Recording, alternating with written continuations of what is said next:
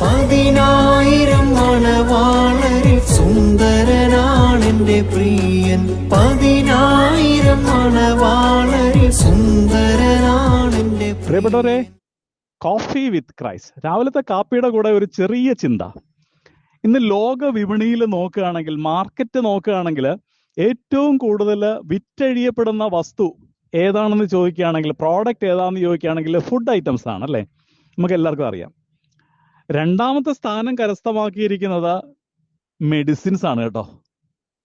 മൂന്നാമത്തെ സ്ഥാനം ശ്രദ്ധിച്ചേ, സൗന്ദര്യവർദ്ധക വസ്തുക്കൾ, കോസ്മെറ്റിക് പ്രോഡക്ട്സ് ആണ്. ദൈവം മനുഷ്യനെ സൃഷ്ടിക്കുന്ന ചരിത്രം നമ്മൾ ഉൽപ്പത്തി പുസ്തകത്തിൽ വായിച്ചെടുക്കുന്നുണ്ട്. അവിടെ കാണുന്നത് ദൈവത്തിന്റെ ഛായയിലും ദൈവത്തിന്റെ സാദൃശ്യത്തിലും പൂർണ്ണനാക്കപ്പെട്ട രീതിയിലാണ് മനുഷ്യനെ സൃഷ്ടിച്ചത്. സൗന്ദര്യമുള്ളവനായിട്ട് തന്നെ സൃഷ്ടിച്ചു. അതിൽ മാറ്റമൊന്നുമില്ല. കാരണം God's likeness and image of God എന്നാണ് അവിടെ പറഞ്ഞേക്കുന്നത്, അല്ലേ? അതായത് ലോകം കണ്ടതിൽ വെച്ച് ഏറ്റവും വലിയ സൗന്ദര്യം, ദൈവിക തേജസ് തിളങ്ങി നിന്ന രീതിയിലാണ് മനുഷ്യനെ സൃഷ്ടിക്കപ്പെട്ടത്. യഥാർത്ഥ സൗന്ദര്യമുള്ളവനായിട്ട് സൃഷ്ടിക്കപ്പെട്ടു. ഇതിനിടയിലാണ് നമ്മുടെ പരസ്യ കമ്പനിയുമായിട്ടൊരു ചേട്ടൻ വന്നു. പാമ്പ് വന്നേച്ച് പറയുക, ഇതൊക്കെ എന്ത്, നിങ്ങൾ ഈ പഴം ഒന്ന് കഴിച്ചേ, യഥാർത്ഥ ബ്യൂട്ടി കൂടും, ടെംപ്റ്റേഷനാണ്, ദൈവത്തെ പോലെ ആകും. അവര് ദൈവത്തിന്റെ ഛായയിലും സാദൃശ്യത്തിലും തന്നെയാണ് സൃഷ്ടിക്കപ്പെട്ടത്. എങ്കിലും ടെംപ്റ്റേഷനിലും ഈ പരസ്യത്തിന്റെ ആ പ്രകടനത്തിലും മയങ്ങിപ്പോയി. ഇവിടെയാണ് താളം തെറ്റിയത്.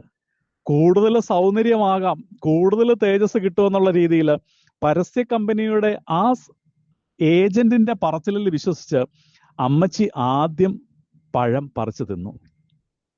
ഇന്ന് നമ്മുടെ സ്ത്രീകളും യുവാക്കളും ഒക്കെ പലപ്പോഴും സൗന്ദര്യം കൂട്ടാൻ വേണ്ടി ഇങ്ങനെ പല പഴങ്ങളും ചതച്ചരച്ച് മുഖത്ത് തേച്ച് എന്തൊക്കെ പെടാപ്പാടാ പെടുന്നത്, അല്ലേ? സൗന്ദര്യം ഒന്ന് വർദ്ധിപ്പിക്കാൻ.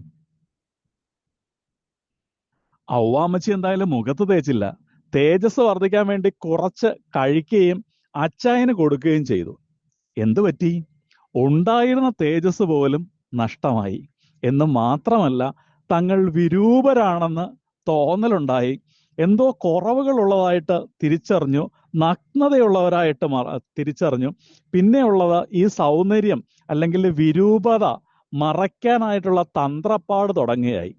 ഈ തന്ത്രപ്പാട് ഇന്നും തുടരുന്നു, അല്ലേ? യഥാർത്ഥ സൗന്ദര്യം മറന്നിട്ട് പിശാചിന്റെ സൗന്ദര്യവർദ്ധക വസ്തുക്കളെ കുറിച്ചുള്ള പരസ്യവും ടെംപ്റ്റേഷനും കണ്ട് വാരി വലിച്ച് തേച്ച് കഴിച്ച് എന്നാ ചെയ്യാനാ?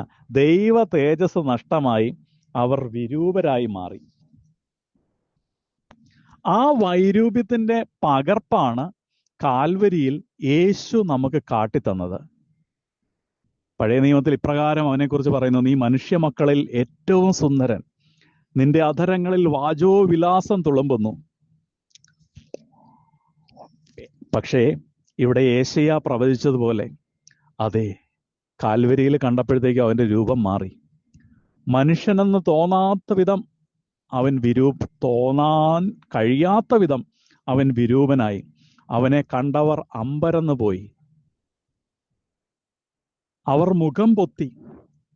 മനുഷ്യന്റെ പാപം, എൻ്റെ പാപം അവനെ ഇത്രമേൽ വിരൂപനാക്കി. യെശയ്യാ 52, 53 ഒക്കെ ഒന്ന് വായിക്കണേ. സ്വന്തം പുത്രനായ യേശുവിന്റെ നേരെ അല്ല പിതാവ് മുഖം തിരിച്ചത്. മനുഷ്യന്റെ പാപത്തിന്റെ ഫലമായി ഉണ്ടാകുന്ന വൈരൂപ്യത്തിന് നേരെ പിതാവ് മുഖം തിരിക്കുന്നു. യെശയ്യാ 53 1 മുതൽ 6 വരെ വായിക്കണേ. അവനിപ്പോൾ ഭംഗിയോ രൂപ സാദൃശ്യമോ രൂപ സൗന്ദര്യമോ ഗാംഭീര്യമോ ആകർഷകമായതോ ഒന്നുമില്ല. അവൻ മനുഷ്യരാൽ നിന്ദിക്കപ്പെടുകയും ഉപേക്ഷിക്കുകയും ചെയ്തു. തുടർന്ന് പറയുക, യഥാർത്ഥത്തിൽ നമ്മുടെ വേദനകളാണ് അവൻ വഹിച്ചത്, നമ്മുടെ അകൃത്യങ്ങൾക്ക് വേണ്ടി അവൻ ക്ഷതമേൽപ്പിക്കപ്പെട്ടു. അവന്റെ മേലുള്ള ശിക്ഷ നമുക്ക് രക്ഷ നൽകി, അവനേറ്റ അടിപ്പിണരുകളാൽ നമുക്ക് സൗഖ്യം ലഭിച്ചു. അവൻ ഒരു അതിക്രമവും ചെയ്തിട്ടില്ല. 9-ാം വാക്യം, അവന്റെ ശിക്ഷ, അവൻ നമ്മുടെ ശിക്ഷ അവന്റെ ശരീരത്തിലേറ്റ് നമ്മളെ ശിക്ഷയിൽ നിന്ന് ഒഴിവാക്കിയെന്ന്. ഇതാണ് ലേഖനങ്ങളിൽ അപ്പോസ്തലന്മാർ എഴുതി വച്ചിരിക്കുന്നത്. അവൻ നമ്മെ വീണ്ടെടുത്തത് പൊന്നുകൊണ്ടോ വെള്ളി കൊണ്ടോ അല്ല, തൻ്റെ പുത്രന്റെ കളങ്കമില്ലാത്ത അമൂല്യ രക്തം കൊണ്ടത്രേ. 1 പത്രോസ് 1 അധ്യായം 18-19 വാക്യങ്ങൾ. ഇതാണ് നമ്മുടെ വീണ്ടെടുപ്പിന്റെ വില. ക്രിസ്തുവിന്റെ അമൂല്യ രക്തം, അതാണ് എൻ്റെ വീണ്ടെടുപ്പ് വില. ലേഖനങ്ങളിൽ പത്രോസും യാക്കോബും യോഹന്നാനും ഫിലിപ്പോസും ഒക്കെ കണ്ടിട്ട് സെന്നദ്രിൻ സംഘത്തിന്റെ മുമ്പിൽ വന്നപ്പോഴത്തേക്കും അവർ പറയുക, ഇവര് സാധാരണ മനുഷ്യരല്ലേ, പഠിപ്പില്ലാത്തവർ. പക്ഷെ അവരുടെ സംസാരം കേട്ടിട്ട് അവർ അമ്പരക്കുന്നു. യഥാർത്ഥ സൗന്ദര്യം അധരത്തിൽ കൂടി പുറത്തേക്ക് വരുന്ന ദൈവവചനത്തിന്റെ സൗന്ദര്യമാണ്. ദൈവിക ജ്ഞാനത്തിന്റെ സൗന്ദര്യമല്ലേ അത്? ക്രിസ്തുവിന്റെ സംസാര ശൈലി, അതിലവർ സൗന്ദര്യം കണ്ടെത്തുകയാണ്. സ്തെഫാനോസിനെ കല്ലെറിയുന്നത് രംഗം നമ്മൾ ബൈബിളിൽ വായിക്കുന്നുണ്ട്, അപ്പോസ്തല പ്രവർത്തികളിൽ. അവിടെ എഴുതി വെച്ചേക്കുക, മുഖത്ത് പോലും കല്ലേറ് കൊണ്ടപ്പോഴും ആ മുഖം നോക്കിയവരെ സാക്ഷ്യപ്പെടുത്തിയേക്കുക, അവന്റെ മുഖം ഒരു ദൂതന്റേതുപോലെ തേജസ്സുള്ളതായി മാറി. ഇതാണ് ക്രിസ്തുവിന്റെ ശിഷ്യരിൽ നിന്ന് ക്രിസ്തു ആഗ്രഹിക്കുന്ന യഥാർത്ഥ സൗന്ദര്യം.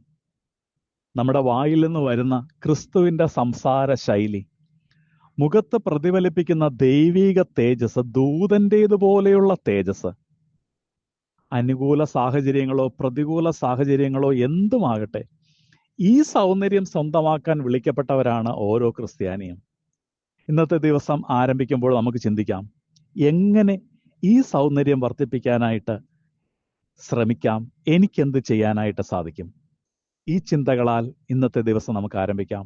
കർത്താവിന്റെ പരിശുദ്ധാത്മാവ് യഥാർത്ഥ സൗന്ദര്യമുള്ളവരായി, യഥാർത്ഥ ദൈവിക ജ്ഞാനം അധരത്തിലൂടെ പറയുന്നവരായി തീരാൻ ദൈവത്തിന്റെ ആത്മാവ് നമ്മളെ സഹായിക്കുകയും ശക്തിപ്പെടുത്തുകയും ചെയ്യട്ടെ. നല്ലൊരു ദിവസം ആശംസിക്കുന്നു.